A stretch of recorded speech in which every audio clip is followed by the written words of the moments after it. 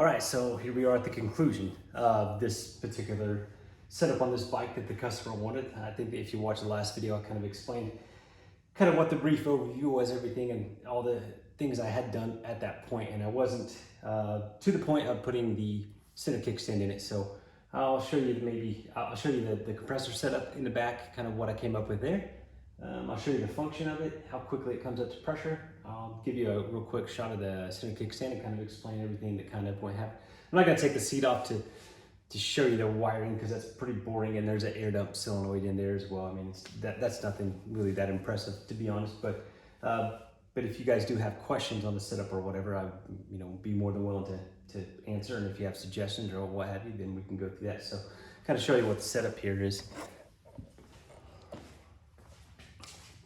So this is the cover I built out of sheet metal to go over, make everything look nice and clean and smooth, and that way everything's not exposed out in the open. But just the basic compressor, airline coming out to feed the whole system.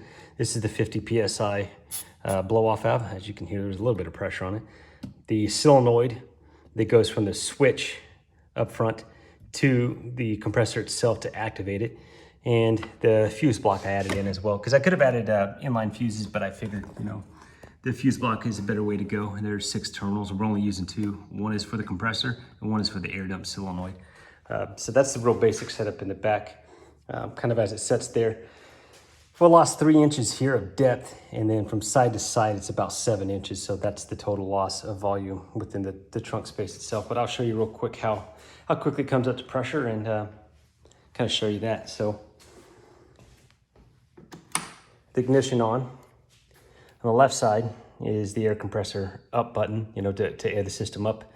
Air pressure gauge. So we took out the temperature gauge for the air temperature outside. We took it out and replaced it with this air pressure gauge.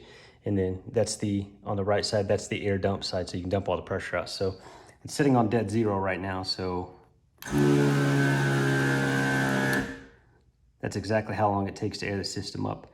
And I will actually leave it on, and you can hear, and I'll probably put the camera back there, but you can hear this thing hit the air solenoid, the air pressure blow off out. That way the safety is activated.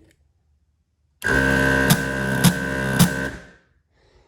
of sounds like someone's passing gas, but that's the safety, because then it won't climb past 50 psi. And what I've noticed is it hits 50 psi and it drops about 7 pounds of pressure. So in between that, it'll vent off 7 pounds of pressure, but it'll keep continually doing that until you either notice it or run completely out of electrical power. And this system, this is only on when the bike is on.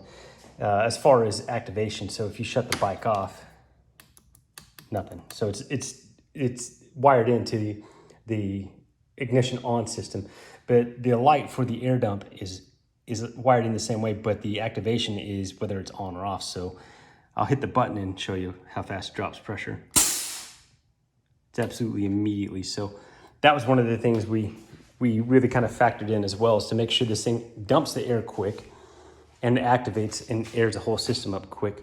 And the thing is with the compressor, let me get this dial back in for you guys.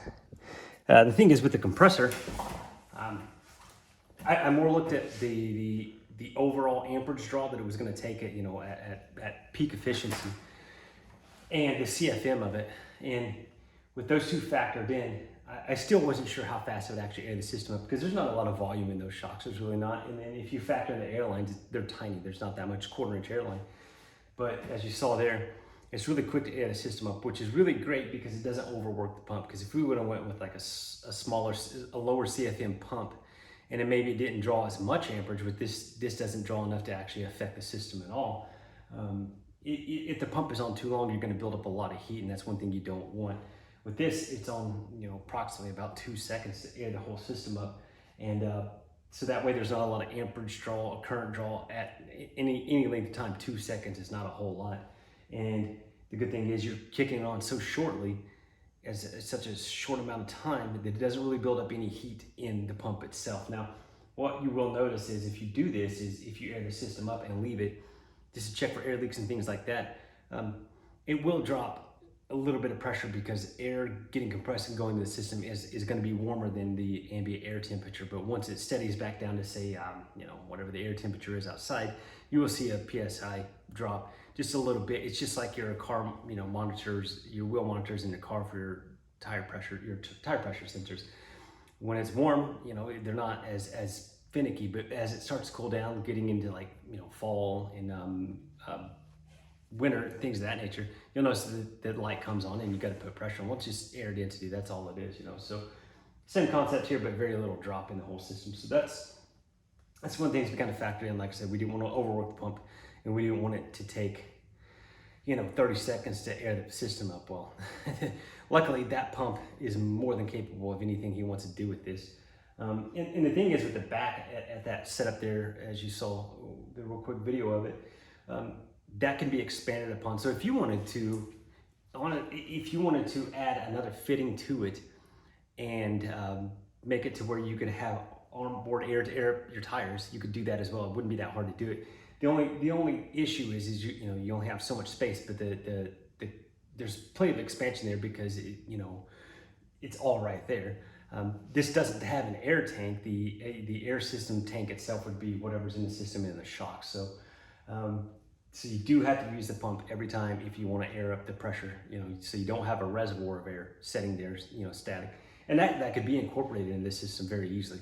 But the thing is, you're going to lose a lot of space. How big of a cylinder do you want, and how much volume do you want in that cylinder? What PSI do you want to run that cylinder? You could run that cylinder, depending, you could do 120 PSI in it, and then the rest of the system could be set at 40 pounds or what have you. So there's expandability in it, but really no need to. But the good thing is, you do have the option to maybe hook up a airline and air up your tires, and you wouldn't really even have to have a different connector. It's got a 1/4 inch quick connect fitting on there where the airline goes in, so you could take and get one of those air hoses from Harbor Freight or something like that that's coiled, the yellow ones you usually see for shop, and that's 1/4 inch airline. So all you'd have to do is the fitting that you're supposed to screw into your tank or what have you, is cut the fitting off, clean it up, and if you needed to, you could have that with you at all times. You could open that cover, pull the cover off, pull your main feed for your airline out and plug that in, kick the compressor on, air up your tires, disconnect it, put your airline back into your system, air your system up, go down the road. So you would have an ability to air up your own tires. You could drop pressure, bring pressure up, whatever you wanted to. So there is the expandability on that end without actually having to do much, but that is an option. But yeah, I found a few air leaks on the initial ride, so got those fixed. Those have not come back, so that's solved. Oh, and I was going to show you, I don't think I have a light here. Yeah, I do. Okay, yeah. The kickstand. Now that was the biggest part of this as far as the second video you're seeing here. So that is the kickstand itself, and I'm going to spin you on their side. It's probably going to annoy you, but just kind of show you what's down there. So that was built specifically for 08 and below Electra Glide. And the reason why I use this is because that's exactly what the customer wanted. He wanted that exact style. I showed him pictures of all the ones I found, and that was the one because it has 2 hairpin springs inside there in the shaft of the kickstand itself. So it's got a mechanical safety too. It's got 2 fail safes in there. So that way, if you mistakenly put the kickstand down, aired the system down, let it set, went off and did whatever, and then came back and forgot to put the kickstand back up, even though you aired the system up, it's gonna automatically bring itself back up automatically. That way it's a fail safe in that end. So that was one of the things, like, we gotta make sure there's a fail safe within the air system, which that 50 PSI blow off valve is the fail safe. We also had to have a fail safe in the electrical system that we had plumbed into this and not doing like inline filters or something like that, because we wanted to make it pretty clean. I wanted to make it pretty clean. So I incorporated that fuse block. So that way, if something does happen and the compressor doesn't kick on, you can open that up, and the red light, if it's on, that means that fuse is blown. So obviously there's a fault in the system, but at least you can track it to that, and maybe just replace the fuse, and that might be it. But that's one of the other safeties in the electrical system. And then as far as the mechanical safety on the kickstand itself, luckily it was built into it. Now, with that being from an 08 and below, with this being a 2010, it didn't fit in there and just go straight in. There's a top plate with threads in it is part of the system. So you got to get that to fit in between the engine, and there's, you know, you got both frame rails coming down below, about right here where the passenger foot peg is. The two frame rails, engine here, and there's a plate that goes in between there on the frame. And it's got several holes in it, and one of the holes, main holes, is for your transmission drain on your transmission. But that plate goes up there, and then the kickstand goes up below that and sandwiches that center plate between both frame rails in between it. Well, the top plate didn't fit in there. It was a good thickness, the thickness was fine, but it would not fit in between there. So I had to shave both sides down and shape them to get it to fit into the frame. Well, once I figured that out, I stuck the kickstand back up under there just to make sure everything would go in. Well, there's several little holes in that center plate going between the frame rails. I had to work those out to get the bolts to actually go through with the drill and just drill them out a little bit here and there to get everything to fit, because I didn't want to go a lot. I just want to go as little as possible to make sure, you know, you're not working too much material away. But once I got that fit, then I pulled everything tight to make sure everything clear as far as the bolt head to go, the threads of the bolt itself, the shaft, that whatever's left over that goes through the top plate. On the left side, as you're sitting on the bike, driver's side, if you will, there's nothing up there. There's nothing for it to hit. On the right side, though, the engine is right there, so I wanted to make sure it didn't go up, and when you were tightening everything up, it was pushed up against the engine and break the engine case or crack the engine case. Well, luckily, even with it fully tightened, no issues there. It's got clearance all the way around, so that was good. All the modifications below that were to the kickstand plate itself, because the way they had designed it, it wouldn't fit. When you tighten everything up, even cutting 2 inches, I think I cut 2 inches out of each side of the leg of the kickstand itself to get this whole thing to work with the shock setup. Even with that, it would still hit the exhaust, and also the little lever, if you will, that sets out, they put your foot on and to actually push the kickstand down. It hit the exhaust when it was up, and then when you push it down, it would hit the primary before it actually came all the way forward. And it doesn't set straight, it sets at a little bit of a forward angle, as like if the bike's sitting here, you know, forward angle. That way the bike kind of leans down on it. But even at that, you couldn't get it to that position before that piece actually hit the primary itself. So that was another issue as well, to get the height set right, and also to get that foot peg to not hit when it was in the up position or down position. Also, one of the feet, the foot on the left side, would hit the exhaust when it was up after I got the height corrected to where we wanted it from a riding position to a dropped static position with all the pressure on the system. So I didn't reuse those. I narrowed them as the bike sits. I narrowed them this way, but I lengthened them left and right. I added 1.5 inches on each side and added a gusset on each side. That way it's a little stiffer as well as that goes. And what else was there? The height was the main thing that was very difficult to get, because you have to drop the whole air system with your weight on it. And before you do that, you put the kickstand down and then drop the whole air system so it's supposed to sit on that stand. Well, that's one thing, but as soon as you get off the bike will raise up just a fraction of an inch. And so if you set everything for your weight on it and then weld everything up, and luckily I was just tacking everything, but if you weld everything up, then you get off the bike and it starts to teeter, then you're gonna have to cut all those welds back out. But if you just lightly tack it, because it's just got pressure coming down this way, not only can you set the good flat angle when the thing is fully extended with everything tacked down, but also once you pull your weight off of it, then you can really tack it down to where its regular static height would be. So that was, you know, a few of the issues to run through on that. And we knew that going into that. As far as the rest of the system, I already had all that figured out, and I already bench tested and made sure everything was gonna work.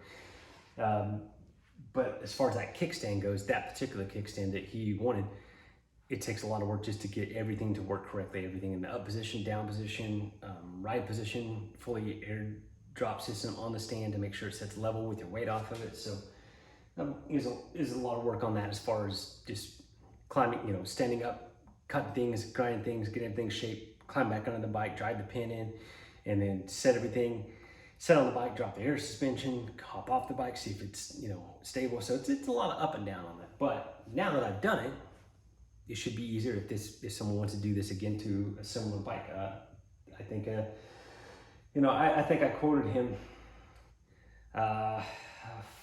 probably 5 or 6 hours of work on this. I can't remember exactly, but it was in that ballpark total. Like, to put the compressor in, wiring, gauge, everything.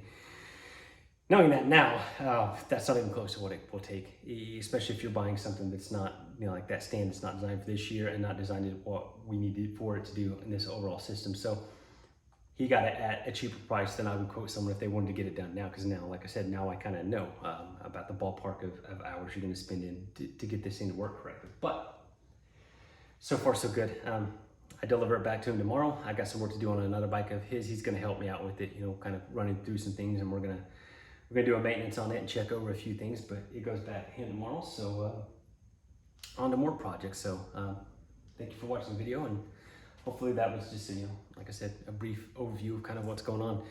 I might start making videos where you may be like, you know, actually over my shoulder as I'm going through things and working through systems or whatever. I've thought about that, but I think I would have to do that with my GoPro, and my GoPro is pretty old, and I don't even know if it still works, so I just film everything on my camera. And I would rather do it with the GoPro because that's a lot easier to deal with than trying to hold a camera or something like that. So that may be in the future. That way, some of these projects, that you can be on my shoulder and kind of see what I do, you know, and watch me go through the steps of figuring things out. So anyway, thank you for watching.